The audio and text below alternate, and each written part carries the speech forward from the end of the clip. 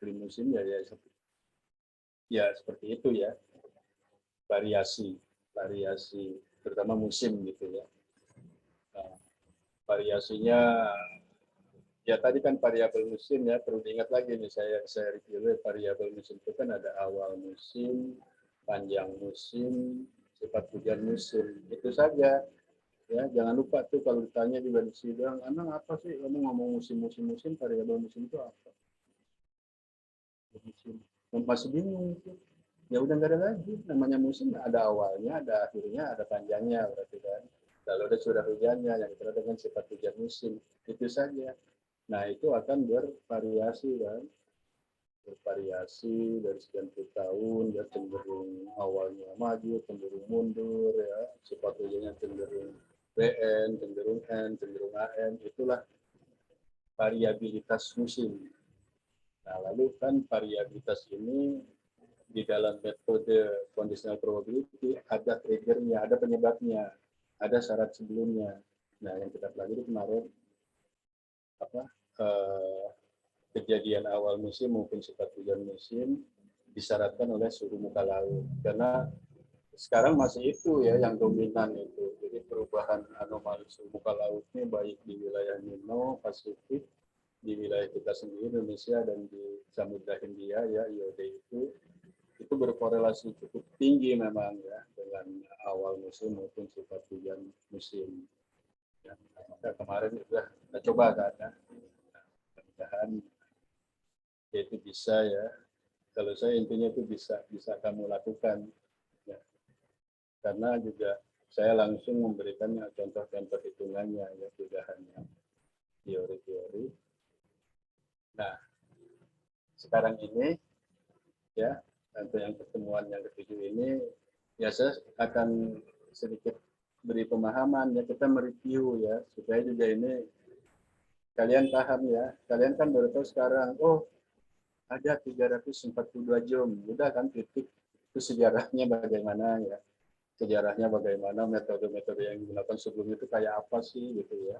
Nah ini juga penting ya, penting supaya nanti kan bagus ya kalau kita belajar sejarah itu kita bisa lebih komprehensif, lebih bijak gitu ya mengenai sesuatu. Nah, saya akan mereview sedikit itu ya. Ini juga kebetulan ya, kebetulan sebenarnya bahan-bahan ini juga dulu diminta ya oleh Pak Deputi waktu Pak Widada gitu ya. Karena memang saya coba kan membuat sejarah ya. Sejarah mulai dulu namanya daerah peraturan musim, lalu menjadi zona iklim ya, Jati, DPN, Jati, lalu sekarang zona musim itu ada sejarahnya seperti itu. Nah saya akan menyampaikan itu ya, mudah-mudahan juga ini bekal buat kalian gitu.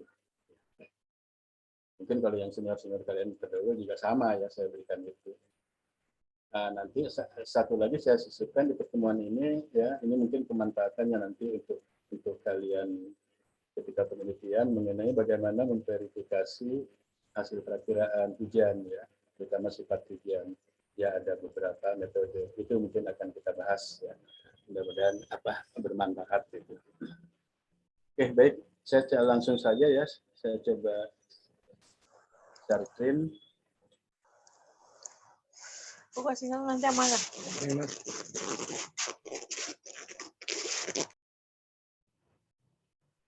Oke ya, udah muncul ya. Jadi ini coba kita review tentang perkembangan zona ya, zona musim dan verifikasi perakiraan hujan. Seperti saya di awal saya katakan, jadi materi ini dulu saya sampaikan ya di dalam bahan rapat perakiraan musim hujan tahun 2017. Dalam lampau juga ya, udah 5 tahun ya. Bahkan sebenarnya setelah ini saya sampaikan ya, Pak Urip ya, sekarang kan Pak Dr. Urip ini juga PLH ya, PLH Depklim. Waktu beliau sebelum PLH Depklim itu kan di Litbang ya, sebenarnya mengajak saya, ayo Pak Nur kita buat buku mengenai sejarah zona musim. Ini kan juga ada yang tahu gitu ya, seperti itu kurang-kurang lebih ya. Kamu kan pasti bahan-bahannya ada semua tuh, ada bahan-bahannya semua ya. Gimana tuh perkembangannya segala macam. manfaatnya nanti untuk menjadi referensi ya. Saya nanti akan terbitkan buku itu ya, kita terbitkan secara nasional, ya masuk ke perpustakaan nasional, dia jadi referensi semua orang gitu tahu. Ya ya oke, saya bilang oke kalau gitu nanti ya. Cuma ya itulah ya. Habis waktu juga, habis tenaga ya untuk menyusun itu, karena memang perlu ada juga orang yang membantu saya sebetulnya gitu ya. Kalau bahan-bahan ada ya, terus terang nih di laptop saya nih ya, mudah-mudahan laptop saya tidak kenapa-napa, ini masih ada ya bahan-bahan mengenai perkembangan zona musim ini ya, mulai dari pemutahiran beberapa datanya ada tersimpan semua. Ya. Makanya Pak Urip mengajak tuh alangkah bagusnya itu dijadikan buku ya. Sebelum Pak Nur pensiun ini kan ada kenang-kenangannya gitu ya di STMKJ, di BMKJ. Ya nggak tahu lah ya, tapi karena saya juga cukup banget gitu. Nah ini kita coba review ya. Nah ini saya langsung tampilkan ini dalam bentuk apa ya, matrik gitu ya. Jadi ini matrik perkembangan wilayah perakhiran musim ya. Yang saya pertama masuk ke BMKG ya Desember 78 ya, di NIP saya itu kelihatan tuh ya tanggal lahir saya ya, dan biasanya kan di NIP itu ada data apa pengangkatan awal ya. Kalau itu 12/1978 ya, saya masuk BMKG Desember 1978 ya. Setelah selesai ambil observator meteorologi geofisika 1977, selesai saya tamat SMA 76. Nah, ketika saya masuk ya, yang ada itu adalah DPM, daerah perakiraan musim. Ya, itu adanya di bidang klimatologi tapi subjeknya hidrometeorologi. Ya. Tentu sekarang nomenklatur itu sudah pada hilang semua ya, nggak ada. Ya. Sebenarnya itu ya yang membuat bidang hidrometeorologi berada di bawah bidang klimatologi, di bawah pusat analisa dan pengolahan ya. Jadi PAP ya pusatnya, bawahnya klimat, bawahnya lagi subjek hidromet. Inilah DPM ya. Nah, rupanya DPM sasarannya ini ya, dulu kasubitnya Pak Dr. Andes Suhardi. Oh, ini kami buat mulai tahun 76 Pak Nur. Ya, 1976. Nanti ini ya, ini berkembang sampai 1980 nih. Ya. Nah, jumlah daerahnya masih 21. Di mana 17 di Jawa dan 4 di luar Jawa. Bayangkan ya. Bayangkan dengan sekarang kita punya 342 zona. Dulu 21. Satuan wilayahnya Jawa adalah Karesidenan, luar Jawa provinsi. Bisa dibayangkan enggak? Karesidenan di Jawa itu ada 17 kalau nggak salah ya. Mulai dari Karesidenan Banten, Jakarta, Priangan, Cirebon, Pekalongan, terus dan sampai ke Madura. Ya. Jadi satu Karesidenan, satu DPM. Ya. Jadi daerah perakhiran musim Banten. Karesidenan Banten ya. Banten di dalamnya ada Rangkas, ada Serang, ada Pandeglang, dan setelah dibuat pola hujan kan ada sekian jom nanti masuknya ya. Ya, memang demikian adanya. Ya, demikian adanya. Tapi memang saya agak menyayangkan juga ya dokumen pemetaannya itu ya. Itu kan dibikin juga di apa? Pakai apa tuh yang diputar gitu loh. Ya. Terus saya pengen tuh ya, itu ada itu tuh untuk sejarah ya. Udah hilang semua. Nah, kemudian luar Jawa provinsi. Ya, nah waktu itu baru ada nanti kita lihat di petanya ya. Kalau nggak salah luar Jawa tuh yang baru dibuat baru Lampung, Sumsel, Kalsel, 4 ya. Satu lagi Bali kalau nggak salah ya. Kita lihat. Ya. Jadi Bali 1 DPM, Kalsel yang sedemikian luas 1 DPM, Lampung, Sumsel yang demikian luas 1 DPM. Ya ini nggak apa-apa ya, karena waktu itu begitu kondisinya. Ya. Nah kemudian di sini ada referensi ya, referensinya ini publikasi perakiraan musim. Jadi Perkiraan musim sebelum tahun 80 ya ini ya ada 21 DPM ya, satuan wilayahnya seperti ini ya. Nah, kemudian di sini ada metode analisis yang digunakan ya. Waktu itu melakukan evaluasi ya terhadap rata-rata periode musimnya saja gitu ya, sama seperti sekarang juga ya. Nah, maju mundur gitu ya. Nah, kemudian untuk perakiraannya ya masih sederhana banget dulu ya. Cuma model probabilitas dan analisa harmonik, ANHAR. Ya, bayangkan beberapa tahun gitu ya. Itu aja ya. Nah, itu yang mengerjakan nanti di analisa ya, analisa klimatologi, subjek analisa klimatologi. Ya. Saya kirimkan datanya, mereka yang proses, analisa harmoniknya, hasilnya kirim ke saya. Probabilitas kami sendiri di subjek hidromet ya. Mungkin dan nanti juga ada nih ya di metode perhitungan sifat hujan pakai probabilitas ya, di verifikasi nanti. Itu ya bertahun-tahun dan manual ya, manual. ANHAR ini juga sudah apa ya, sudah agak ini sih ya, cuma juga masih laptopnya juga masih laptop apa desktopnya gitu ya, isinya tuh masih jadul ya. Jadi ini ya, ini kira-kira 76 sampai 80 ya. Nah, saya kan masuk 78 kan. Nah, di periode ini ya di sini juga di pertengahan periode ini saya udah berpikir aja ya melanjutkan aja kan, namanya kita baru masuk ya melanjutkan aja apa yang ada gitu. Lalu mulai 81 sampai 85 berkembang dari 21 menjadi 23 tapi masih namanya DPM, daerah perakiraan musim. Di Jawa tetap ya satuan wilayahnya adalah Karesidenan, hanya luar Jawa ditambah provinsinya ya. Tambah nih provinsinya, nanti ada hasilnya di peta petanya ini penambahan menjadi 6, tadinya 4 menjadi 6. Oke ya. Referensi maupun metode analisisnya masih sama ya dengan sebelumnya. Lalu mulai 96, nah ini ya mulai 96 saya berpikir ya atas instruksi juga Bapak Kepala Subbidang ya Pak Suhardi, Pak Nur kayaknya kan ini nggak mungkin ya satuan wilayah Karesidenan dijadikan wilayah daerah perakiraan. Ya, iyalah Pak, Karesidenan Priangan, tahu kan kamu ya dulu kan kalau dengar-dengar Priangan tuh nama Karesidenan. Ya mulai dari Sukabumi, Cianjur, Bandung, Garut, Tasik, itu satu daerah perakiraan.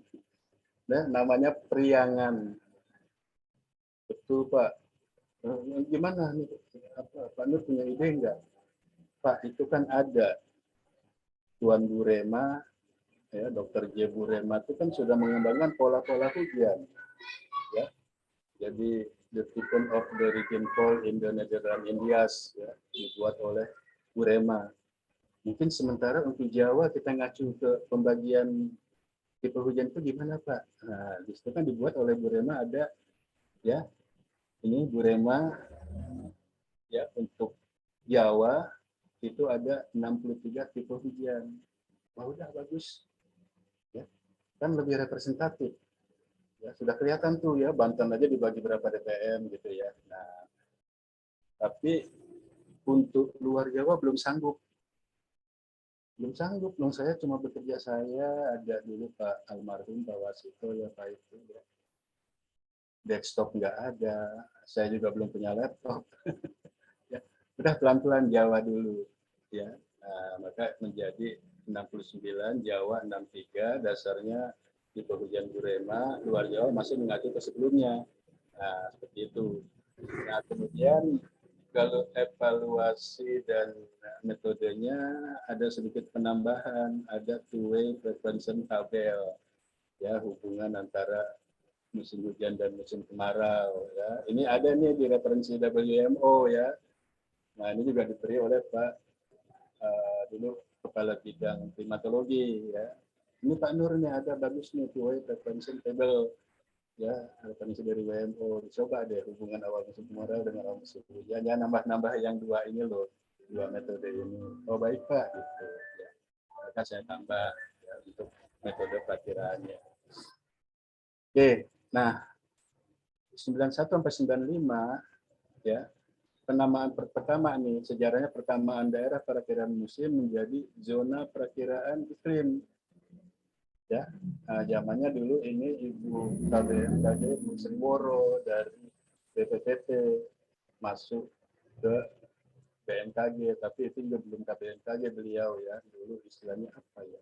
Kan kita dibagi dulu BMKG itu apa sih? Belum KBMKG ya. Cuma beliau tanya ya, beliau tertarik banget ya dengan masalah musim ini. Ini DPM apa sih? Daerah perakiraan musim. Jadi yang diperkirakan cuma daerah, memang daerah lain nggak bisa diperkirakan. Ya berargumen lah ya. Kalau memang seperti itu, justifikasinya jangan DPM, ganti dengan JPI. Apa tuh JPI? Zona Perakiraan Iklim. Ya nggak apa-apa ya, namanya pimpinan kan punya ide. JPI saya juga bingung kok jadi JPI, bingung lagi nih. Ya. Nah tapi JPI ini lumayan nih ya, 5 tahunan juga berjalan. Zona Perakiraan Iklim. Isinya tetap ya mengacu di Jawa ya, berkembang memang jadi 65, di luar Jawa menjadi 36 ya. Nah, mulai di sini nih, di luar Jawa juga sudah dipakai ini referensi Burema ya, pola hujan. Ya, kan Lampung yang tadinya 1 ya tahu sendiri kan, pola hujan Burema itu berapa tuh, kamu lihat aja itu. Ya saya juga harapkan kamu punya nih referensi ini nih ya. Ya, pola hujan. Event Region Fall of the Netherlands India itu ya, berhandal dengan nomor berapa gitu. Saya udah 2 kali saya beli langsung dari perpustakaan BMKG dulu ya. Kopi hilang lagi, dipinjam hilang lagi. Ya. Tapi saya yakin masih ada nih kalau mau dicari. Ya, nah oke ya. Jadi periode ini berubah nama DPM jadi JPI dan jumlahnya ada 101 JPI, 65 di Jawa, 36 di luar Jawa. Ya. Nah, satuan wilayahnya udah berubah, semua tipe hujan.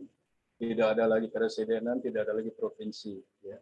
Tapi masih terbatas 101. Oke, nah referensinya apa? Kita mulai melakukan pemutakhiran waktu itu, ya, pemutakhiran tipe hujan menggunakan periode 6190. Ya, ini kita jadikan referensi juga, ya, selain mempertimbangkan yang pemilihan yang sudah dibuat oleh Bu Rema, ya. Evaluasinya masih tetap yang dilakukan ya. Kemudian mulailah tuh keluar time series Arima. Ya, dulu litbang oleh Bu Oro. Ayo ini litbang gimana? Katanya ada HIBMG. Ya, HIBMG itu salah satunya dalamnya ya ada model Arima ya. Nah, udah mulai dikembangkan. Tapi sebetulnya sebelum HIBMG itu juga yang dibuat oleh litbang ada, sebetulnya time series Arima ini ada di aplikasi-aplikasi statistik ya, kayak statistik versi 5, Minitab ada ya time series ini. Dan saya juga sebetulnya dulu belum menggunakan yang dibuat oleh Litbang ya, masih menggunakan yang dari statistika. Tambah perakiraannya. Ya lumayan lah ya, udah banyak. Nah, kemudian 96 2000 tetap bertahan JPI ya. Nah, Jawa tentu sudah maksimal ya 65 JPI, yang berkembang luar Jawanya menjadi 98. Kan terus dikembangkan ya luar Jawa. Dan referensinya ya masih juga ya tetap pakai rata-rata pemutaran 90. Nah, di sini mulai ya di metode perakiraan ini ada regresi ya. Di samping tadi Arima, harmonis, probabilistik, ada regresi. Malah two-way frequency tabel udah nggak dipakai. Ya, karena sebetulnya mirip dengan regresi ini. Ya sudahlah, regresi lebih luas gitu. Ya, ketimbang ini. Nah, masuk periode 2001-2010, berubah nih. Ya, Ibu KBMK sendiri ya, aduh JPI udah bingung lagi ya. Zona perakiraan iklim.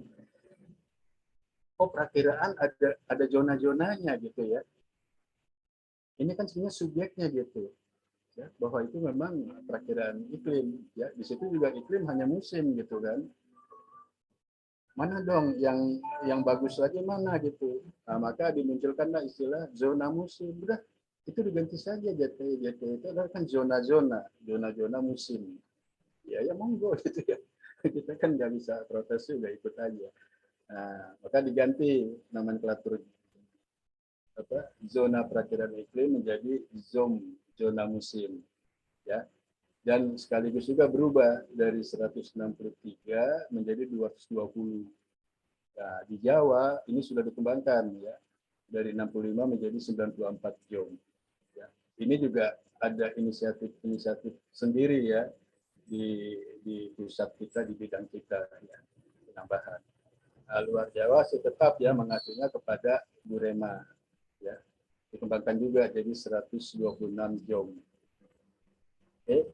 Nah, untuk pertama kalinya juga ini ya, ketika saya seminarkan juga ya perolehan 220 jom, kita mulai melakukan clusteringnya itu tidak manual ya. Kita menggunakan ya metode cluster ya. Jadi campur tangan subjektif di situ sudah agak berkurang kan.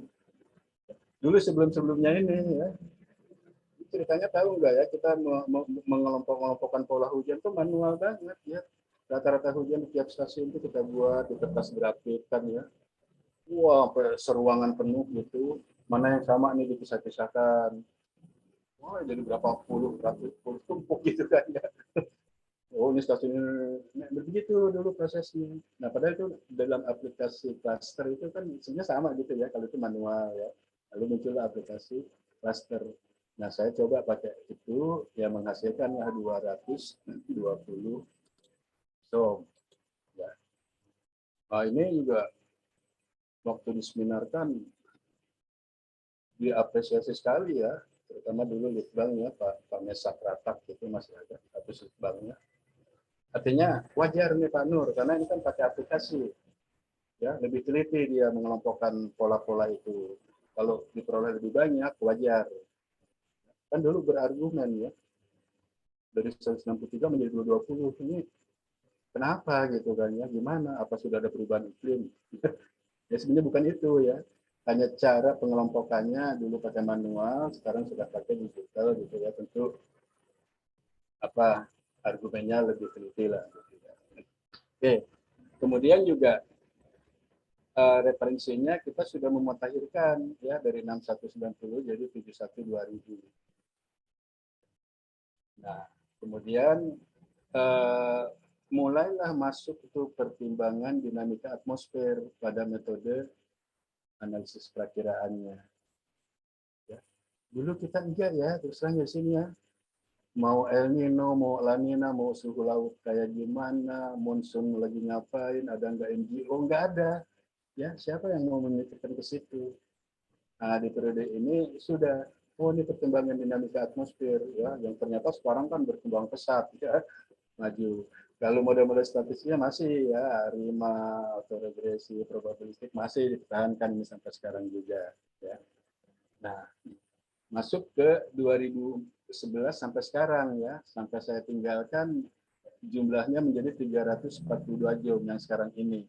Ya. Di mana di Jawa ada sekitar 150 ya, dan sisanya ada di luar Jawa. Ya. Pemutakhirannya juga kita sudah menggunakan 81 2010. Ya. Maksudnya pemutakhiran ini nanti wilayah-wilayah ini didasarkan kepada hasil pengelompokan tipe hujan pemutakhiran. Ya, 81 2010 menghasilkan ini. Ya. Nah, kemudian ini berkembang lagi nih ya, model analisis untuk perakiraannya terutama. Ya, kalau untuk evaluasi standar aja sampai sekarang ya, selalu melakukan evaluasi itu gimana awal musim rata-ratanya, gimana sifat hujan musim, kan itu aja sekarang belum ada lagi kan. Nah, cuma untuk perakiraannya, nah model dinamisnya udah macam-macam ya, udah mulai CMWF ya, sekarang ada apa lagi tuh ya, MMF segala macam ya, udah bagus lah ya. Saya apresiasi sekali gitu ya. Meskipun nanti ujung-ujungnya skill of forecast itu ditentukan oleh kemampuan perakirawan ya. Diharapkan kemampuan perakirawan itu dalam skill of forecast ya, dari berbagai metode sekarang yang sudah demikian banyak. Arima hibrid juga mulai diproses. Oke. Ya, Ya, jadi begini ya perkembangan dari 1976 sampai dengan sekarang. Ya. Dan alhamdulillahnya ya, ini kan kalau dibagi ini ada 7 periode ya, 7 kali katakanlah 7 kali pemutakhiran ya, baik penamaan istilah nama daerah musimnya ya, perkembangan metode-metode perakiraannya ya, satuan-satuan wilayahnya. Ya, alhamdulillah saya ada ya di dalamnya ini ya, mulai dari periode 1 sampai periode 7. Oke, ya. Jadi saya dulu masuk memang ditempatkan di sudut hidrometeorologi, namanya masih Pusat Meteorologi dan Geofisika PMG. Ya. Nah di periode ini berubah ya menjadi BMG, belum BMKG, BMG. Di situ ada namanya bidang ramalan dan jasa. Maka pekerjaan-pekerjaan ini pembuatan perakiraan musim masuklah ke bidang ramalan jasa, khususnya sub bidang ramalan dan jasa klimatologi. Ya, jadi dulu masih ada tuh kata-kata ramalan, aneh juga gitu ya. Jadi kayak pawang juga kan, jadi ramalan gitu. Ya, ada RJK, RJM, RJG. Kalau RJM Meteo, RJG Geofisik. Ya. Nah, ya, dan saya ada di sini nih, ya, di sudut RJK. Ya masih ngurusin ini. Ya. Nah, kemudian berubah ya, mulai dari 2020 ini ya, periode 67 ini kita menjadi BMKG. Inilah nomenklatur K masuk di sini nih BMKG. Ini sejarah ini, sejarah penting. Ya, seumur-umur K itu nggak ada. Ya, tapi apa sih yang mendobrak K itu muncul di nomenklatur kita sekarang ini? Ya, kalau nggak mau menutup mata gitu ya, terus terang ini nih musim apa istilahnya ya primadonanya. Ya, begitu dikenalnya musim dibutuhkan mulai dari RT 1 sampai ke bupati, dibutuhkan oleh semua sektor, muncul BMKG, muncul nomenklatur K. Ya. Waktu itu kita kan baik hubungan kita dengan Kementerian Pertanian ya, terutama ada organisasi perhimpi profesi.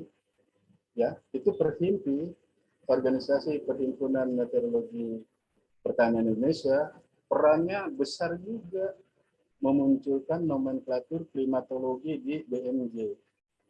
Dia dorong itu. Ya. Kebetulan dulu ketua perhimpunannya juga mantan ya, Bahar Shah itu. Gol, ya. Gol jadi BMKG. Ya. Jadi kalau mau jujur ini yang mendobrak nomenklatur klimatologi ada di dalam BMG. Musim yang sangat memang diperlukan infonya. Ya. Nah, seperti itu. Ya. Nah, di dalam BMKG nggak lagi ada bidang ramalan dihapus, bidang ramalan kayak mau nahan hujan nanti, maka menjadi bidang informasi iklim ya, subitnya yang ngerjakan dapurnya itu subit analisa informasi iklim.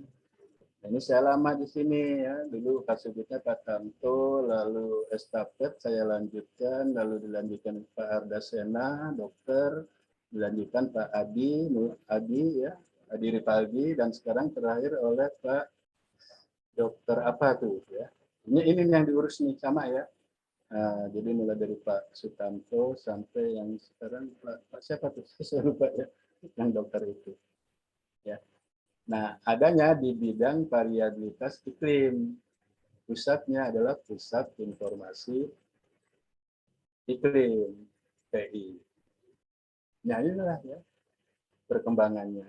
Seperti itu. Oke ya, jadi ini mudah-mudahan bermanfaat. Nah, makanya inilah ya yang Pak Urip inginkan. Waduh, bagus sekali ini Pak Nur nih.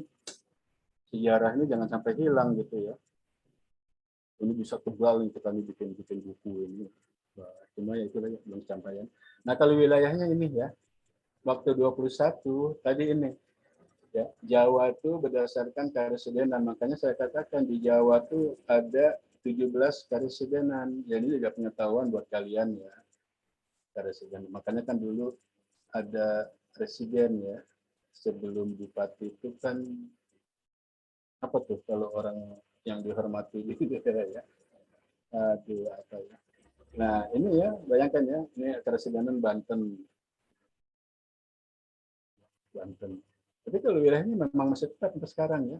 Banten ya, ada Pandeglang, Lebak, ada Serang gitu kan ya, Banten. Tapi sekarang ya kan udah berkembang otonomi jadi provinsi. Ya. Bayangkan ini satu, dua dataran Jakarta. Saya bingung dataran Jakarta. Apa Jakarta aja? Jaksel, Jaktim, Jakpus? Enggak. Bogor juga masuk dataran Jakarta. Bogor, Bekasi, Kerawang, sampai Subang. Itu nama itu dulu Presiden Jakarta Pak Nur. Ya, Bogor, Bekasi, Karawang, Subang. Padahal kan Subang Jawa Barat, Karawang juga ya. Tapi secara kepresidenan Jakarta. Nah, kalau Priangan, ya itu saya katakan dari mulai Sukabumi, Cianjur, ya kan Bandung, Garut, Tasik, ya, Cirebon, ya ada Indramayu, ada Cirebon juga. Terus ya sampai 17 Madura. Nah, lalu luar Jawanya ya ditambah Bali, Lampung, Kalsel, dan Sulsel. Bayangkan Sulsel itu satu daerah perkiraan musim. Ya, padahal di wilayah Sulsel ini ada pola tiga, di sini ada loh. Ya, ada yang ekuatorial, walaupun semi ya ekuatorialnya, ada yang monsun, ada yang lokal. Ya, Bulukumba ya di bagian timur, Sulsel bagian timur, sebagian besar lokal, kebalikan. Ya, makanya barat dengan timur itu kebalikan banget itu. Ya, nggak sembarangan ya menganalisis Sulawesi Selatan ya, menyimpulkan juga kebalikan itu. Nah, ada juga yang di bagian utaranya ini tadi semi ekuatorial. Ekuatorial cuman tidak setinggi seperti misalnya di Sumatera ya, di Sumatera Barat, di Kalimantan Barat ya. Ini ya periode 76 sampai 80. Saya masuk ya sudah ada, barang ini sudah ada. Barang ini sudah ada, nanti dicetaknya pakai kertas sheet gitu ya, percetakan kita juga aduh masih sederhana banget ya. Ya, tapi saya suka banget itu ya. Stensilan itu ya. Kemudian berkembang ya menjadi 23 dan 21, ada penambahan di luar Jawa saja ini. Sumatera Selatan dan NTB. Ya, kalau ini kan memang sudah ada sebelumnya. Oke ya, ada tambahan Sumsel dan NTB. Masih provinsi. Kemudian berubah menjadi 69 ya, menjadi 69, ada penambahan 63 di Jawa ya, dan 6 DPM ini ya, di luar Jawa.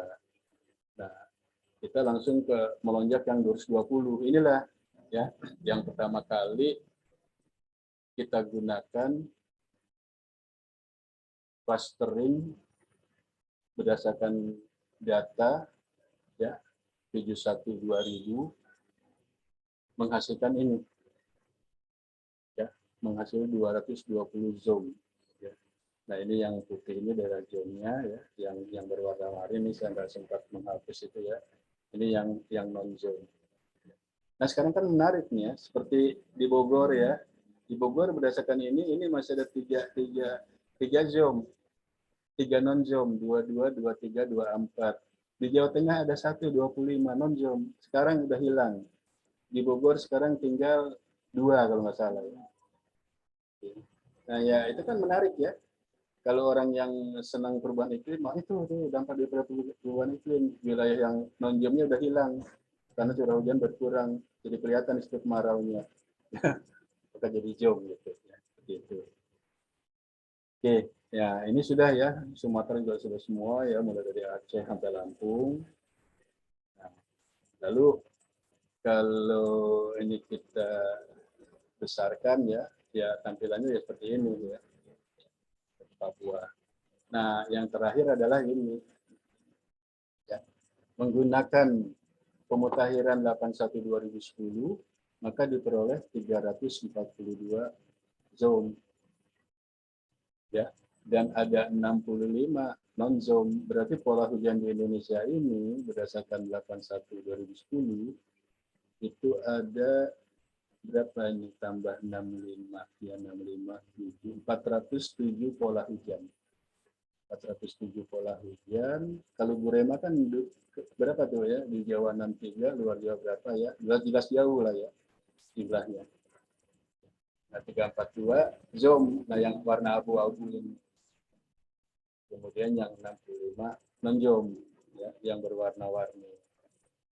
Nah, sekarang juga menariknya baik ZOM maupun non-ZOM dibuat perakiraan musimnya. Dulu kan diputihkan saja, ya. Itu juga masukan dari pimpinan. Masa sih dari dulu tuh darah putih aja kok nggak diapa-apain gitu, kasihan gitu. Ayo dong diisi informasinya apa gitu ya. Cuma jangan hanya kasih keterangan non zona musim. Ya saya pikir-pikir benar juga ya. Itu kan wilayah NKRI juga ya, wilayah kedaulatan kita.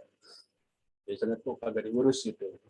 Nah, maka sekarang sudah ya, sudah diakomodir semua. Nah, inilah ya jadinya.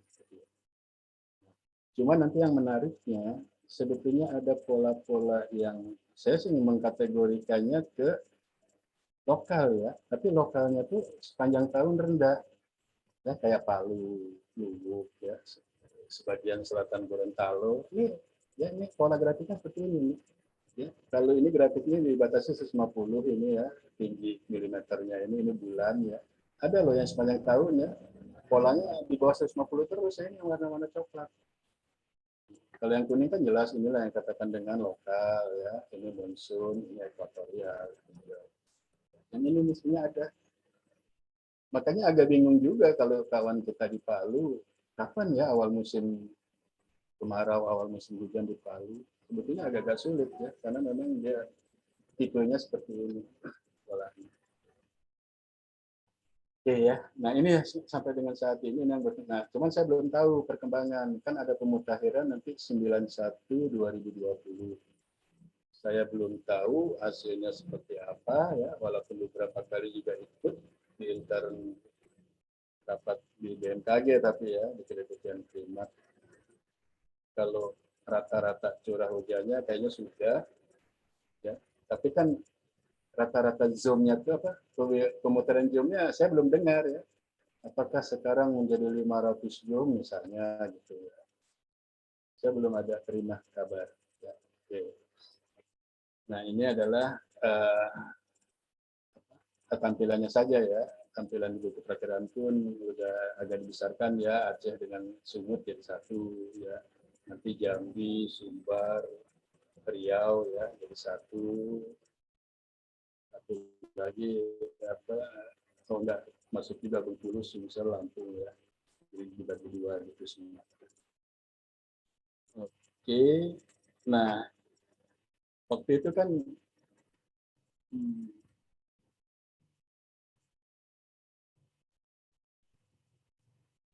ada roadmap ya. Nah, ini. Jadi waktu itu memang disiapkan untuk pemutakhiran 91/2020 itu ya, mulai dari 2018 ya.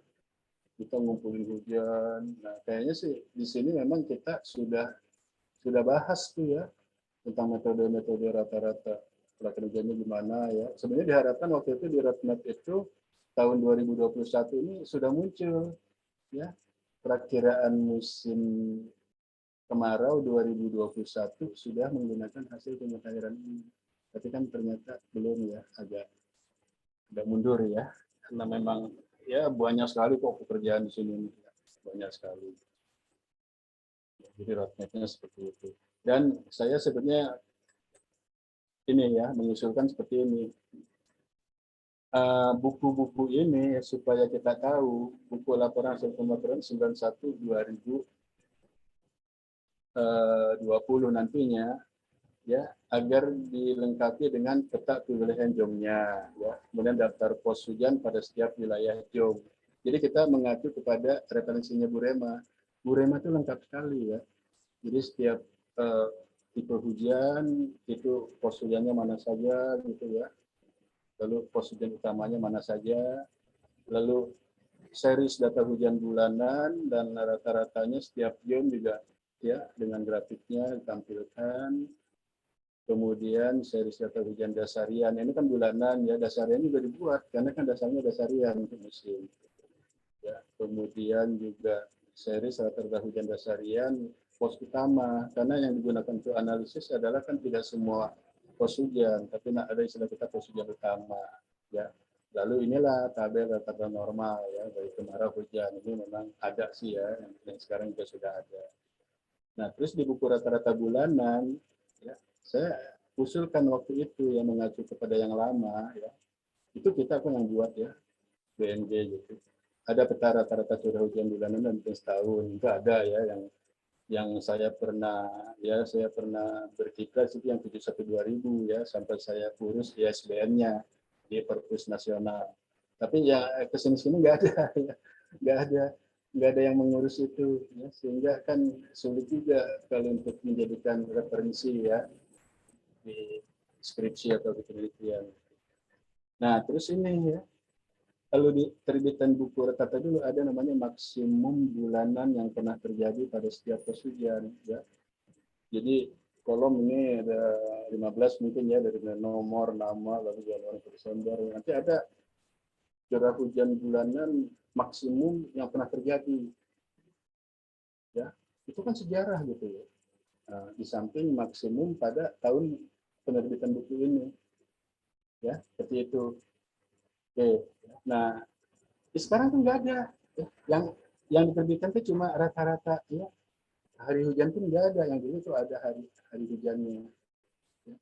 Padahal kan ya, dulu orang bekerja manual ya, tapi kalau lengkap bisa ya, ada gitu telaten gitu. Nah katanya kita sekarang beralih ke teknologi malah pada hilang ya, Oke, makanya ini saya usulkan untuk output pemutahiran ya. Kemudian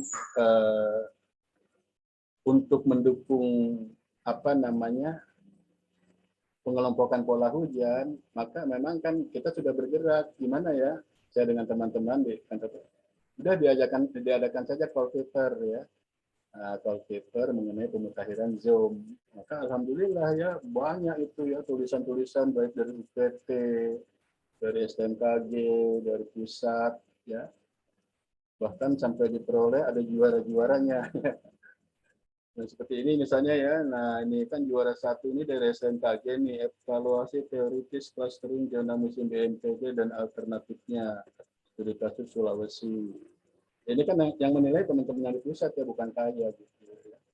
Kemudian ini bagus nih ya, juara dua pengelompokan Jong dan agglomeratif hierarchical clustering berdasarkan data global. Ya, banyak ya. Jadi ini kita kumpulkan, saya semua punya ini.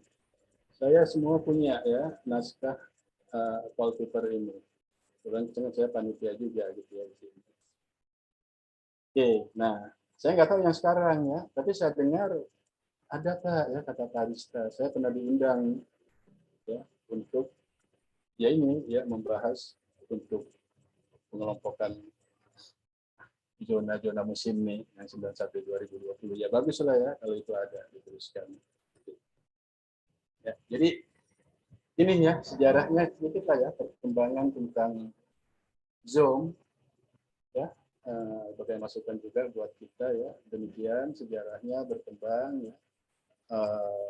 Ya tentu semakin ke depan ini kan tantangan semakin banyak ya, mungkin tantangan yang dihadapi waktu zaman bapak-bapak kita dulu dengan sekarang kan berbeda ya. Nah, maka untuk menjawab tantangan itu juga perlu dong ya, perlu ada intervensi teknologi, metode-metode ya segala macam gitu. Ya. Tapi kalau basicnya, dasarnya itu sebenarnya sudah dibangun ya, sudah dibangun oleh ya apa periode sebelumnya ya, bapak kita gitu. Basicnya pemahamannya. Dan itu juga sebenarnya kan berkembang juga ya, gimana masyarakat dengan melihat sekarang apalagi katanya ada intervensi perubahan iklim ya, climate change segala macam ya, entah itu isu entah itu memang fakta ya pokoknya seperti itu ya, sehingga kan waduh ya, terutama pemutaran Zoom ini kan harus terus ya. Nah kemarin saya sebenarnya agak-agak gimana ya, agak-agak kisru juga ketika kita perakiraannya ya tanda petik ya semakin kurang akurat, yang disalahkan zona musimnya. Sebetulnya enggak kalau menurut saya ya.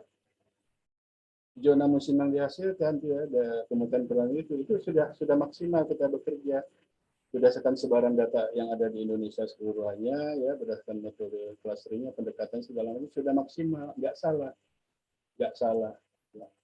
Ya, harusnya yang salah itu metode perakiraan segala macam ya. Nah, juga satu saya katakan, yang dulu ketika mengelompokkan apa ya, mengelompokkan apa namanya poligon-poligon zone itu, batasan-batasan wilayah zone itu, mungkin di situ ada sedikit subjektivitas yang nggak bisa dihindarkan karena kita belum punya ada aplikasi yang sudah menggabungkan misalnya kondisi topografi ya, geografi, geologi itu dengan data pola hujannya ya, sehingga keluar dia apa namanya poligon sendiri. Belum ada. Harusnya memang ini yang dicari ya, sehingga itu sedikit menghilangkan subjektivitas. Tapi bahwa subjektivitas yang dikerjakan dengan mendigit poligon zone itu juga sudah penuh pertimbangan. Ya, penuh pertimbangan. Pertama memang kepada pola hujannya, itu nggak mungkin pola hujan yang beda kita digit jadi satu gitu, enggak lah ya. Nah, cuman ketika batas antara 1 dan 2 yang berbeda, nih di mana nih titiknya? Maka kita coba pendekatan dengan kontur. Kan sudah maksimal itu. Kontur ya. Nggak mungkin kita motong gunung, narik dari sisi lain itu motong gunung yang nggak boleh gitu ya. Maka didekati begitu. Ya, maka jadilah sekarang poligon-poligon zone itu seperti itu. Itu kan manual. Ya, mengerjakan itu tuh, wah dulu di hotel hampir 1 minggu. Bayangkan 342 itu didigit itu, bukan luaran dari satu analisis spasial yang jadi enggak, digit. Kita plot dulu kan semua kesulitan dengan warna-warni masing-masing polanya, digit ya, dikit-dikit. Nah, itu ya. Ya mudah-mudahan ya yang sekarang tuh kalau sudah ada, mungkin menurut saya itu mungkin kesalahannya di situ ya, kesalahan subjektif itu ketika menarik mungkin ya kurang ke selatan, kurang ke utara ya, sehingga nanti, dan nggak boleh juga disalahkan kalau zone itu kan rata-rata wilayah kita konteksnya. Kalau di dalam zone itu ada 3 pos hujan, ada 1 pos hujan yang nyeleneh di 1 tahun, ya jangan disalahkan poligon zone-nya. Ya, ya memang titik itu nyeleneh. Pasti itu terkait dengan pertumbuhan awan di situ yang mungkin lebih konvektif gimana. Tapi kan 3 yang lainnya enggak. Terus jangan dijustifikasi didakwa, wah ini penarikan poligon zone-nya salah, ya enggak. Ya, itu memang saat itu seperti itu ya. Memang variasi hujan kan seperti itu, variabilitas hujan itu. Ya, dan nanti kalau ada yang nyeleneh, dirubah lagi, nyeleneh sebelah sini dirubah lagi. Itu poligon zone setiap tahun berubah. Ya, jadi tidak seperti itu. Ya. Kedua mungkin data, ya. Data kan kita seadanya, sebarannya ya. Kalau dulu Bu Rema cuma pakai berapa ribu ya, lalu yang sekarang kan kita sudah punya lebih dari 5.000 pos hujan, kan itu juga berpengaruh ya, terhadap pembentukan pola-pola hujan. Ya. Makanya ada yang bertanya, Pak, dari 100 berapa tadi 31 menjadi 220 itu ada nggak kaitannya dengan perubahan iklim? Nah ini beda gitu ya, kita bukan bicara perubahan iklim, ini bicara pengelompokan pola hujan yang memang pasti dasar utamanya itu adalah data hujan, sebaran pos hujan dan periode datanya. Ya, ketika sebaran hujannya berbeda, semakin kecil semakin banyak, ya kan? Dan periode datanya, ya, yang diharapkan semakin kesini makin kontinu, makin banyak, itu akan berbeda dengan yang lalu. Ya, jadi bukan mempresentasikan ini ada perubahan iklim. Ya, ya kalau perubahan iklim, waktu saya masuk ke BMKG tahun 78 kan cuma berapa itu 21 zona musim, apa daerah perairan musim, sekarang 342, udah berubahnya kayak apa itu iklim. Ya gitu ya, jadi tolong ya beda gitu ya.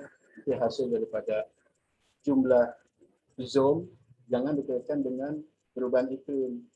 Beda, analisisnya beda. Ya.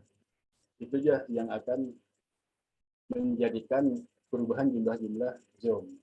Ya, tergantung periode tahun yang digunakan, sebaran pos hujan yang digunakan, ya. Lalu juga aplikasi, ya, aplikasi.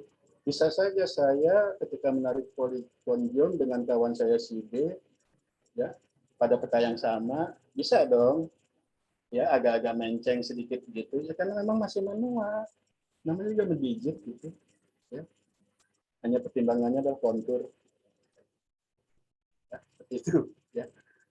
Jadi janganlah dikait-kaitan dengan nanti kalau ada berubah, wah ini karena climate change, lain gitu ya, lain masalahnya.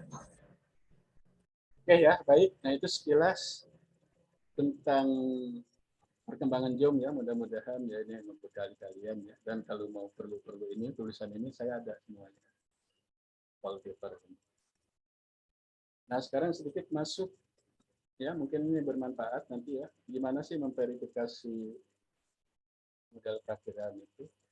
Ya. Dulu memang ini jadi momok juga ya, dari mana Bappenas itu BMKG cuma ngeramal memperakirakan gitu ya, tapi verifikasinya kayak gimana gitu. Kok nggak pernah dipublikasikan gitu ya, berapa persen yang udah tercapai, itu dituntut ya. Karena kan Bappenas juga yang merencanakan kan sampai ke anggarannya BMKG berlipat kali ganda gitu kan ya. Ini gimana nih pertanggungjawaban verifikasinya? Terus terang waktu itu memang kami di pusat membuat ya verifikasi, terutama kalau iklim itu ya, dari mulai perakhiran hujan bulanan dan musim itu kita buat dan kita laporkan ke Bappenas dulu, ada dokumen bukunya. Nah, ya kurang lebihnya untuk perakhiran musim itu untuk awal musim kemarau dan awal musim hujan sudah bagus ya, sudah bisa mencapai 70%-an. Tapi sifat hujan terus terang aja, apalagi sifat hujan musim kemarau. Sebetulnya sih kalau mau jujur-jujuran, ya masih di bawah 50%. Ya. Tapi kalau kita mau jujur, di bawah 50% kan di bawah 50-50. Maybe yes, maybe no. Yang nggak ada BMKG juga ya seperti begitu lah. Kan begitu ya. Maka coba kita dekati ya dengan bagaimana nih cara metode verifikasi kita nggak satu gitu. Nggak kalau AN harus AN. Faktanya kalau BN harus BN. Kalau N harus N. Gitu ya. Waduh, kita kan manusia gitu ya. Memang nggak seperti itu. Nah, maka dicari ini ya. Nah, ini adalah beberapa ada model verifikasi ya. Oke, ya. Nah, nanti metode verifikasi secara kualitatif ya, misalnya curah hujan kan kualitatif ya, jadi bukan kuantitatif, bukan nilai curahnya. Ini nanti dipopulerkan ya, ada nih Daniel Wicks ya. Ini saya mudah-mudahan di kantor saya masih ada nih Daniel Wicks ya. Ini menggunakan ini contingency table ya, jadi tabel kontingensi. Memang bersifat dia deterministik. Jadi kurang lebih seperti inilah kontingensi oleh Daniel gitu ya. Jadi ketika ini forecast, pasti forecast kan ada normal, below, dan above ya. Kemudian pasti opsi juga begitu dong, above, normal, dan below gitu ya. Nah, lalu nanti bagaimana hubungan ini ya, above dengan above, akan dikasih tanda ini ya. Lalu kalau normal dia normal, opsinya dua-dua, forecastnya below, opsinya juga below yang di sini. Ya. Nah, nanti di sini dikasih tanda-tanda ya. Ini MNO, ini JKL, ini total keseluruhan. Nah, jadi ini bisa kita gunakan ya untuk menguji ketepatan perakiraan khususnya mungkin sifat hujan ya. Tapi nggak menutup kemungkinan juga ya kalau ini nanti bukan secara kualitatif ya, kuantitatif ya, bisa saja forecast untuk bulan apa gitu ya. Mulai di sini 0 sampai 100 gitu kan ya, 100 sampai 200 kan bisa saja gitu ya. Lalu tentu opsinya harus sama dengan yang forecast-nya. Bisa ya, bisa ditempatkan di sini. Oke, nah selanjutnya ada beberapa perhitungan istilah dalam perhitungan itu ya, kontingensi tabel itu ada namanya heat score. Ya. Jadi heat score ini memang ya HS jumlah dari kategori yang benar diperkirakan. Ya. Ini sebetulnya. Kalau salah ya salah, kalau benar ya benar gitu ya. Jangan dibikin abu-abu gitu. Ya. Maka HS sama dengan tadi itu ya. Kan yang H11 itu ketika apa tadi ya? Above dengan above, normal dengan normal, below dengan below. Ya sudah, itu dijumlahkan dibagi dengan totalnya berapa kali 100%, itulah heat score. Kalau mengacu ke sini, ini terus terang ya, saya bukannya ini, terus terang kita lakukan. Hancur. Hasil heat score kita tuh rendah sekali. Ya saya katakan tadi di bawah 50%. Masa kita mau laporkan ke Bappenas?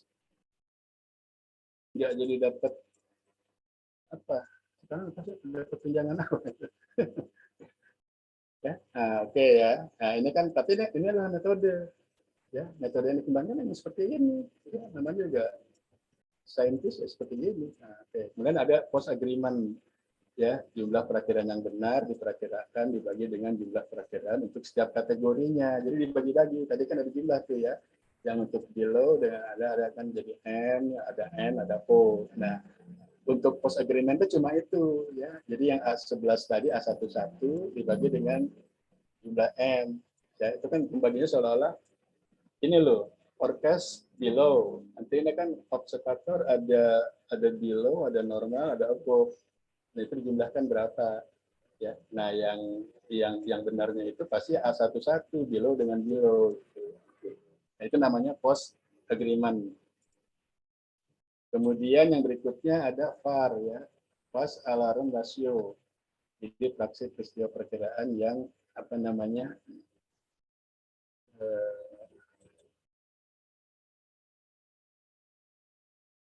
yang gagal. Ya, bisa juga kita mencari di balik ya yang gagal. Nah, itu tadi ya untuk fit score itu biasa skornya 0 sampai 1 saja ya. Dan mendekati 1 itu mendekati sempurna.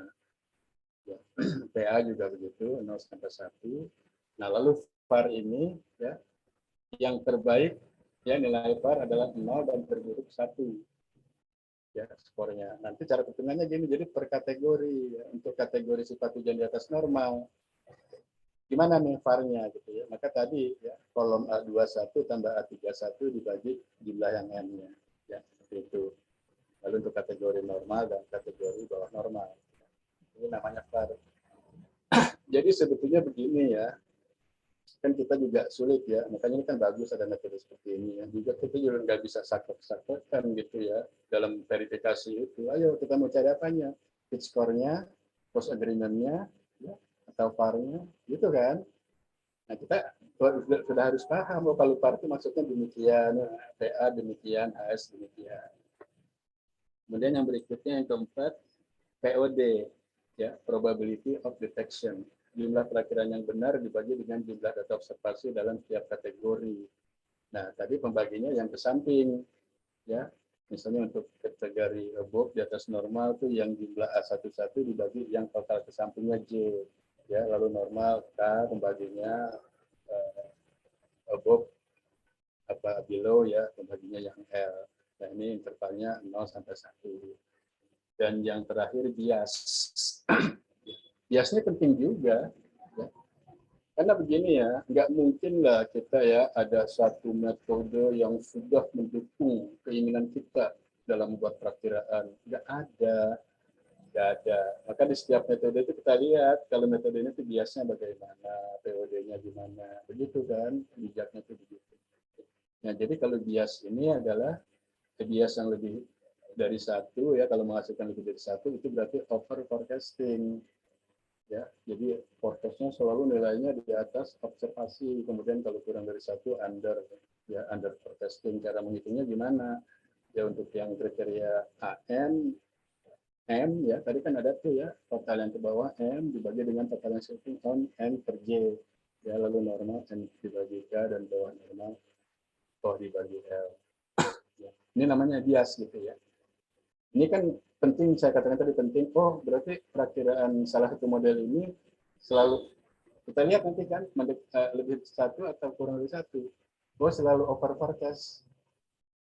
Nah, itu kan kita bisa cari mungkin koreksinya bagaimana ya, seperti itu ya, dikembangkan. Oke, selanjutnya. Inilah BMKG. Itulah ya, kita nggak bisa juga saklek-saklekan gitu ya. Nah, maka berdasarkan tetap mengacunya kepada kontingensi, ya, BMKG menggunakannya dalam memverifikasi perakiraan sifat hujan yang kemudian dikembangkan untuk mendapatkan nilai akurasi yang lebih tinggi. Muncul gimana ya? Apakah memang N harus N, BN harus jadi BN, forecast AN, observasi harus AN. Makanya saya udah kan dicoba, hancur Pak, di bawah 50%. Nah, maka muncullah istilah sesuai perakiraan dan menyimpang dari perakiraan. Ya, ini dulu nih ya, sesuai. Nah, maka dibuatlah kontingensi tabelnya itu seperti ini. Ya, ini masih sama ya, observasinya kan 1, 2 sampai ke K ya, pasti apa namanya, forecast-nya juga begitu ya. Nah, nanti di sini ada beberapa ya, kalau satu forecast observasi 1 ya jadi N11 ya, dan seterusnya seperti ini. Nah, ini sebetulnya yang dipraktekkan oleh BMKG. Berdasarkan tabel tersebut, selanjutnya dibuat tabel kontingensi dalam nilai frekuensi relatif. Jumlah data sama dengan N, maka frekuensi relatif dan jumlah pasangan perakiraan kategori I dan observasi menjadi PIJ. Ya. Nah, seperti ini. Nah, kita lihat ya, kalau yang hit score, dia akan melihat ini. Jumlah ini dibagi N, udah, nggak boleh tambah, nggak boleh dikurangi. Itu ya, terjadilah di bawah 50%. Coba bayangkan ya, kan ada kemungkinan sini banyak nih perkara kita. Kalau cuma diambil ini, ya, sebetulnya dulu ada juga ya, ada pimpinan dulu. Belum pada ini, pada nyari-nyari akal-akalan aja gitu supaya bagus. Ya gimana faktanya kalau dunia hancur? Nah, maka ini nanti ditambah nih ya. P21, P12 yang namanya mendekati perakiraan ya. Nah, dari jumlah-jumlah ini ya, yang biru dan biru muda ini dijumlahkan berapa frekuensinya dibagi dengan keseluruhan data, itulah mungkin mewakili hit score istilahnya, apa perakiraan yang mendekati atau benar. Memang tetap yang menyimpang kita buat ini sudah menyimpang nih. Ya, yang 3 kotak ini sudah menyimpang ya. Perakiraannya J gitu ya. Misalnya ini kan ya,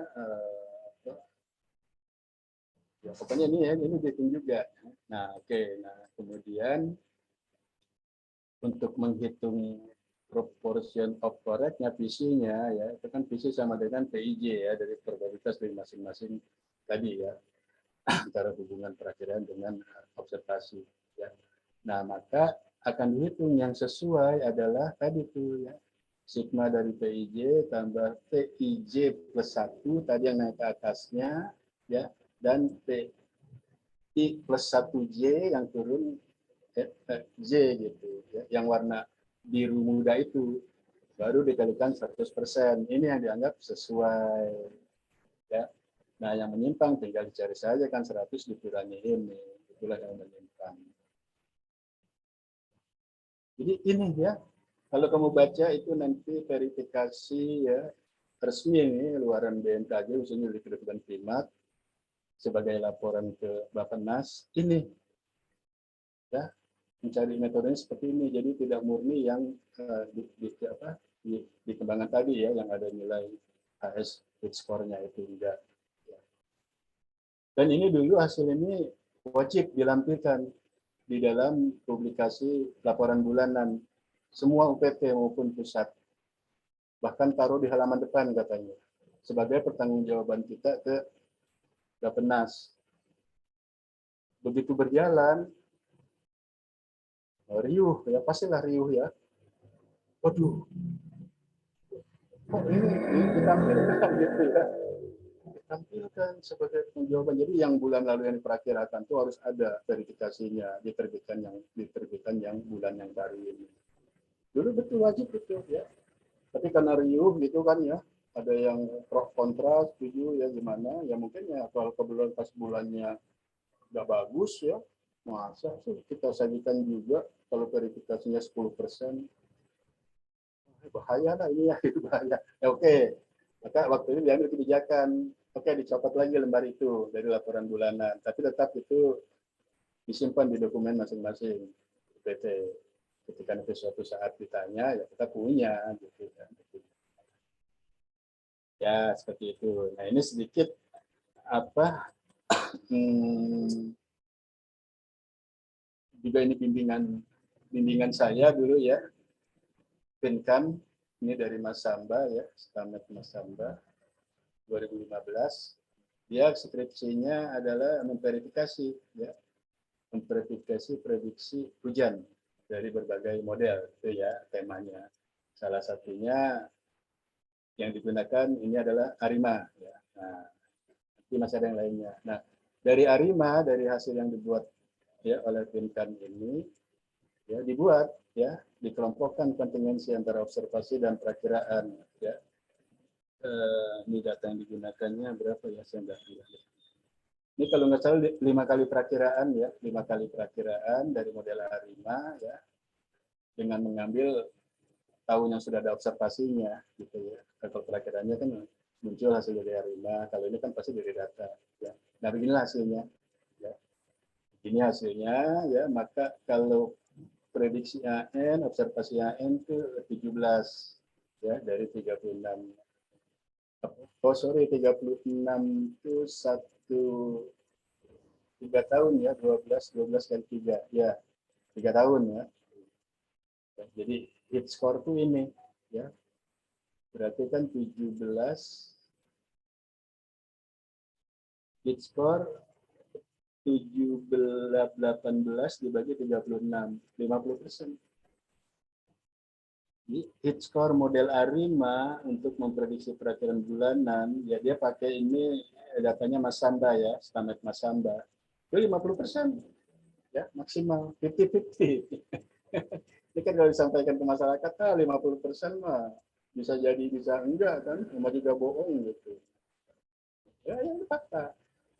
Lalu post agreement-nya untuk kategori AN 63. Ini maksudnya begini, post agreement. Jadi kalau kita memprediksi dengan kategori AN, yaitu skornya itu akan lebih tinggi dibanding dengan normal dan bawah normal. Agak riskan di Mas Samba itu memprediksi kategori normal, karena post agreement-nya cuma 0.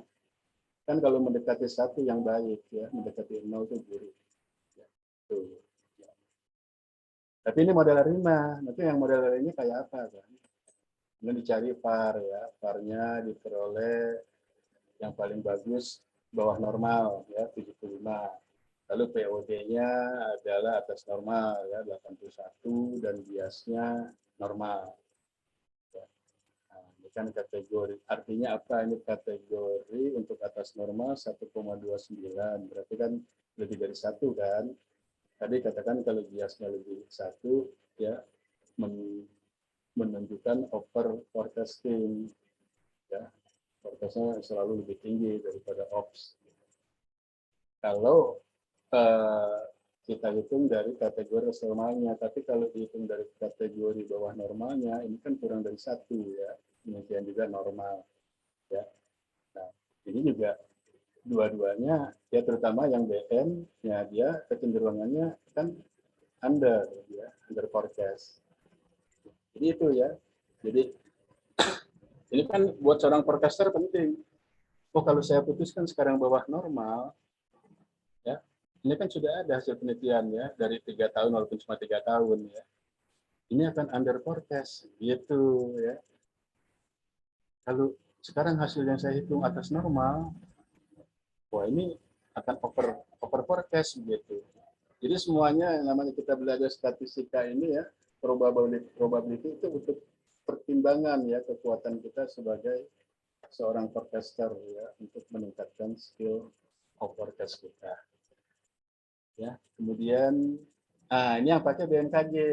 Ya, ini udah ya, ini tadi yang benar-benar ya, benar-benar menggunakan metode ini pendekatan BMKG. Ya, mengacu kepada BMKG kan cuma dua, sesuai perakiraan dan menyimpang. Maka untuk model ARIMA tadi yang sesuai ya tadi ya, bukan hanya yang warna kuning-kuning ini ditambah J+1 ya dengan P+1-nya itu ya, maka terjadilah ini frekuensi ini dibagi dengan jumlah keseluruhan 80,6%. Ya. Jadi 81% sesuai perakiraan dari metode ARIMA, walaupun tadi fit score cuma 50%. Ya. Yang menyimpang berarti ya 100 dikurangi ini 19. Berikutnya ini langsung saja ya perbandingan dengan 3 metode ya, karena yang digunakan waktu penyusunan skripsi itu adalah menggunakan regresi komponen utama ya, RKU, lalu ARIMA dan probabilistik. Ya, hasilnya seperti ini ya. Untuk fit score ARIMA yang paling bagus dibanding probabilistik maupun regresi komponen utama. Ya. Nah, kemudian kalau BMKG ya ikuti aturan BMKG, bukan aturan sih ya, pendekatan supaya enggak turun banget gitu verifikasi, tetap masih ARIMA ya. Tadi kan 80,6. Ya, kalau pakai probabilistik itu cuma 55,6. Ya. Regresi komponen utama ya 75% lah ya. Bagus. Kak, saya bilang tampilkan coba dalam grafik supaya kan kalau kita lebih senang melihat grafik ya daripada angka-angka itu sulit untuk menyimpulkan gitu. Jadi ini perbandingan skor antara tadi ya nilai PA, VAR, POD dan bias untuk masing-masing metode RKU, ARIMA, probabilistik. Ya, ini nilai skor, ya, ini nilai kategori curah hujannya ya, kualitatifnya ya, AN, NBN, AN, NBN, untuk masing-masing nilai ini. Kelihatan seperti ini. Ya. Di sini kan bisa kita lihat gitu ya, untuk nilai PA dan PAR ya kelihatannya bersama semua, tapi ketika bias ini kan berbeda sekali ya antara ketiga metode. Maka saya juga selalu pesan ya, nggak bisa lah kita pegang satu metode gitu ya. Antar metode ada kelebihannya, ada kekurangannya. Seperti ini saja kan ya. Lalu lihat dari biasnya, ya untuk kategori normal, ya skor yang paling tinggi itu kan yang regresi komponen utama. Ya. Tetapi kalau untuk kategori bawah normal, kan probabilistik. Ya. Dan selanjutnya kalau kategori atas normal, ARIMA. Kan dibandingkan dua ini. Ya. Nah, jadi begitulah variasi model-model itu ya. Jadi bisa juga dikatakan bervariasi menurut waktu dan tempat ya. Pada periode waktu tertentu ARIMA bagus, tapi di periode lainnya enggak ya, probabilistik yang bagus. Tapi di periode lainnya dua-duanya enggak, yang bagus regresi komponen utama. Nah, ini kan baru 3 aja nih ya, mungkin masih banyak model statistik lainnya kan. Jadi seperti itu ya. Sekali lagi nih ya, kita calon-calon forecaster gitu ya. Demikianlah ya model-model ini. Ada kelebihan kekurangannya ya dari segi waktu maupun tempat nanti. Ini di Jakarta bagus. Ya. ARIMA di bulan ini Jakarta. Tapi begitu tanya Bogor, oh enggak bisa, Bogor hancur ini ARIMA. Kan begitu ya, enggak bisa modalnya. Saya cuma pintar ARIMA Pak, semuanya saya Oh ya, forecast pakai hari mah hancur perakiraan kita. Ya. Nah, ini terakhir, maka ya ini kesimpulan aja ya. Untuk PA tadi kan dari grafiknya kelihatan ya. Untuk kategori BM yang terbaik Arima. Jadi masing-masing ya AN dan AN RKI. Kemudian dari saya lebih senang tunjuk bias ini ya, dari bias untuk kategori AN, regresi komponen utama dan probabilitas ya under forecast. Ya, sedangkan untuk Arima over forecast ya, dari grafiknya gitu. Nah, seperti ini. Jadi tujuannya sekali lagi melakukan verifikasi ini ya di samping juga kewajiban kita ya sebagai ASN yang punya tupoksi di bidang informasi perakiraan ya, ya benar juga kata Bappenas, jangan memperakirakan aja dong gimana verifikasinya. Nah, sehingga kan juga setelah diperoleh hasil verifikasi baru di situ kan muncul peningkatan ya, katakanlah peningkatan akurasi perakiraan mutu gitu kan. Kita kan nggak tahu ya. Dulu juga begitu pertama ditanya, udahlah kan program kita setiap tahunnya akurasi harus meningkat gitu kan, nggak boleh turun. Boleh turun. Ini lucu ya cerita ini ya. Terus gimana? Ya udah, di laporan pertama kita bikin sedikit dulu ya, akurasinya periode ini tahun ini 55%. Wah, gitu kan. Ya, nanti berikutnya kita naikkan 65%, naikkan 10%. Ya, tahun berikutnya lagi, tahun berikutnya ya, RPJPM tahun berikutnya gitu ya, naik jadi 70%, ada peningkatan 5%. Harus begitu. Maksudnya anggaran kita juga meningkat terus. Ya, pernah itu ya, ini kan guyon aja begitu ya. Ya, orang Bappenas yang punya anggaran. Nah, tapi kan nggak bisa seperti itu ya, nggak bisa seperti itu. Ya, itu mah rekayasa namanya. Apalagi ya kalau kita konteksnya kan di STMKG ini ya, namanya juga sekolah pendidikan ya, sains apapun hasilnya, yaitu ya yang ditampilkan justru dari hasil itu mau baik mau buruk. Nah itu memang jadi ilmu buat kita, ya kan, untuk dikembangkan metode ini, oh bagusnya gitu.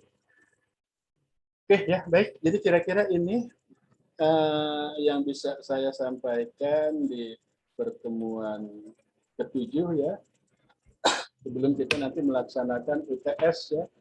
Nanti sama lah ya untuk visi-visinya, saya ini aja lah, nanti saya WA aja ya, saya share di grup WA kita. Nah, belum sempat juga saya membuat visi-visi untuk UTS. Oke, mungkin ada waktu untuk diskusi, silahkan.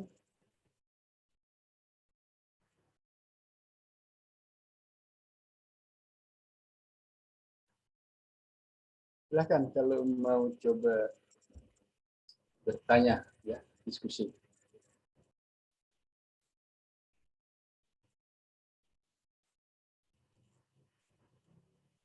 Ini ada nggak siapa? Kukuh ya?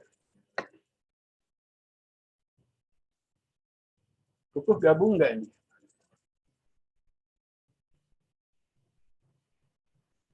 Dari semester 7.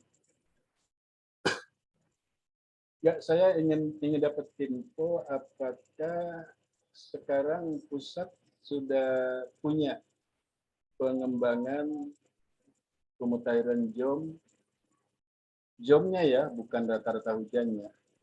Pengembangan pemutaran jom 91 2020. Karena saya belum dapat info sama sekali. Ada yang bisa kasih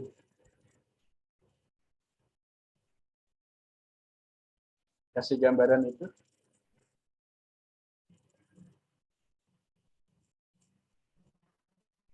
Kalau saya mengacu kepada perakiraan yang terakhir yang dibuat perakiraan musim itu masih 342 zone, berarti belum ya. Padahal kalau dari roadmap tadi kan 2021 ya harusnya sudah mulai ya. di kemarau 2021. Tapi tadi ya memang banyak pekerjaannya yang harus dibuat. Belum ada ya? Gimana? Ada enggak yang tahu? Rial pernah dengar nggak kabar? Yang kemarin mungkin yang sekalian Pak Rista ngikut itu Pak, tapi itu baru sekedar pembahasan apa perakiraan dengan berbagai macam metode ya kemarin yang sempat ngikut juga. Kayaknya kawan-kawan dari K6 saya lupa apa ngikut apa enggak kemarin ya. Eh, Kalau untuk penggunaannya sendiri belum Pak. Info terakhir itu mungkin di perakiraan musim berikutnya ya, untuk perakiraan musim yang rilis September ya Pak ya, kalau nggak salah. Cuma belum tahu pastinya gimana Pak. Belum ada. Belum ada ya? Ya oke. Belum Pak. Ya. Nah, jadi kalau acuan saya kan yang PMK yang terakhir ya, itu masih tetap 342. Oke ya, berarti memang itu ya belum ya, jadi kita masih menunggu itu nanti pemutakhiran ya. Cuma nanti ketika itu nanti muncul ya, dari 342 ini bertambah atau berkurang ya. Nah, ini juga mohon di apa ya? Di apa istilahnya dicermati dengan baik ya. Artinya jangan dikaitkan dengan ini ada pengaruh-pengaruh gitu ya. Tadi ya, hanya beda itu saja. Mungkin sekarang jumlah posudan juga semakin bertambah banyak gitu ya. Mungkin sekarang kan katanya mau di-blended antara data observasi ya dengan ada penambahan lah gitu ya, penambahan data blended bagi titik-titik atau daerah-daerah yang memang bolong gitu kan, nggak ada pos hujannya. Jadi mau pakai grid di situ perwakilan, di blended mewakili itu ya. Nah, misal nanti ada perubahan dari 342 mau namanya berubah itu bisa bertambah atau berkurang, ya itu ya dasar pertimbangannya kalau menurut saya cuma itu ya, nggak ada sangkut paut lah ya dengan change itu, dengan perubahan.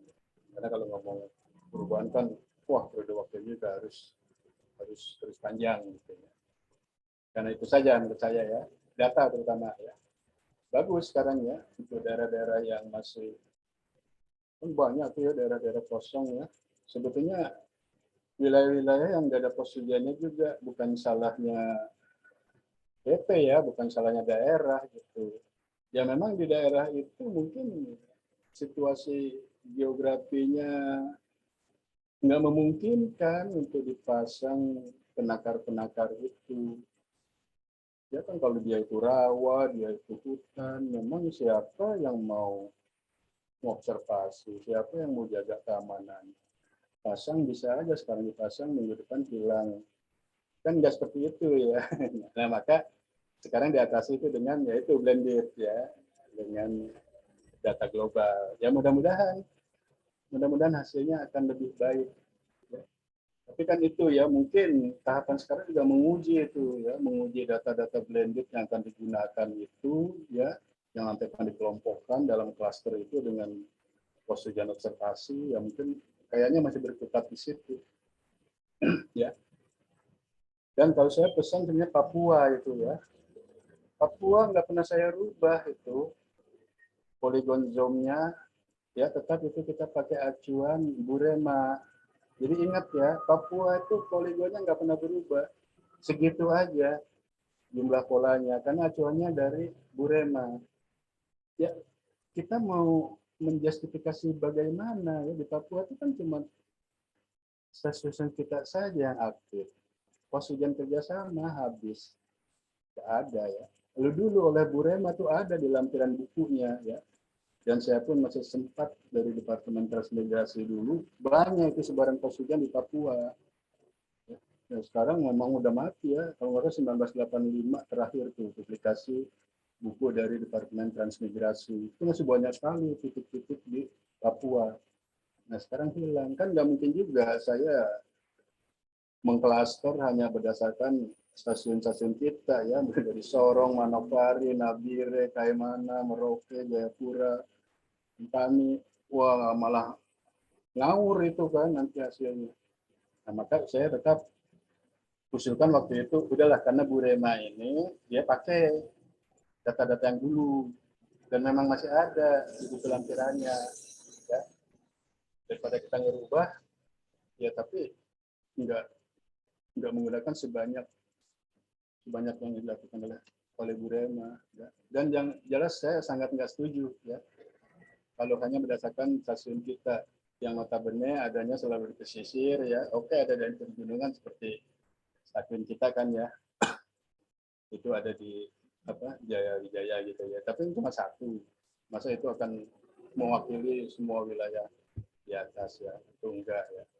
Kalau tarik Merauke langsung ke Jayapura, waduh gimana tuh nabrak gunung yang demikian kompleks di Jayapura. Nah, itu mungkin mudah-mudahan kalau itu bisa dilakukan data blended, ya, data reanalisis, dan monggo, ya. Cuman kan juga dari data reanalisis itu kan enggak ujuk-ujuk, ya, bisa kita gunakan, itu harus ada kemudiannya dulu, ya. Itu enggak tertangkap pola-pola itu, ya, oleh data blended itu, ya, data reanalisis itu. Dulu sebenarnya ada, ya, senior kalian juga nih, dosen Linda, ya, Linda Solani itu, ya, dulu juga saya bimbing itu, ya, pembuatan skripsinya tuh mengklaster pola hujan di wilayah Papua menggunakan data reanalisis. Tapi waktu itu juga nggak jadi, ya. Nggak jadi diangkat sebagai skripsi. Waduh, berat Pak, gitu, berat. Ya udah, akhirnya karena sudah tanggung jawab mengolah, seingat saya itu dijadikan jurnal saja, ada di dalam jurnal. Tulisannya juga saya dengan Linda Solani. Nah, mudah-mudahan sekarang, ya, teman-teman kita di pusat itu bisa mengatasi itu. Terutama itu saja, ya, ke Papua. Mau kita apakan ke Papua. Oke, baik. Yang lain ada yang tanya lagi? Dari K6, ya, Primat 6, ya. Jadi itu masukan, ya, tadi mengenai perkembangan zona musim itu seperti itu, ya. Saya pikir sih kita baik, ya, kita baik mengenal sejarah begitu, ya, supaya tahu, ya. Oh, seperti itu, ya, perkembangannya. Mereka makin ke depan terus berkembang gitu, ya. Sehingga kalau suatu saat nanti kita terbentur dengan masalah-masalah, ya, lalu kita sudah tahu kan potret sejarah ini, ya, itu mungkin pendekatan permasalahannya akan lebih, ya, lebih bijak, lebih ini. Itu, ya, gunanya kita mengenal sejarah. Termasuk verifikasi ini. Pasti salah satu di antara kalian nanti deskripsinya ada tuh, ya, memilih metode verifikasi perakiraan, ya. Ya, baik, kalau nggak ada lagi, ya, waktu kita pun sudah habis, ya. Habis sampai 40 tadi, dan saya sengaja lah, saya tadi izin untuk apel itu saya absen aja gitu, nggak perlu ya, nggak perlu hadir di Zoom-nya ini.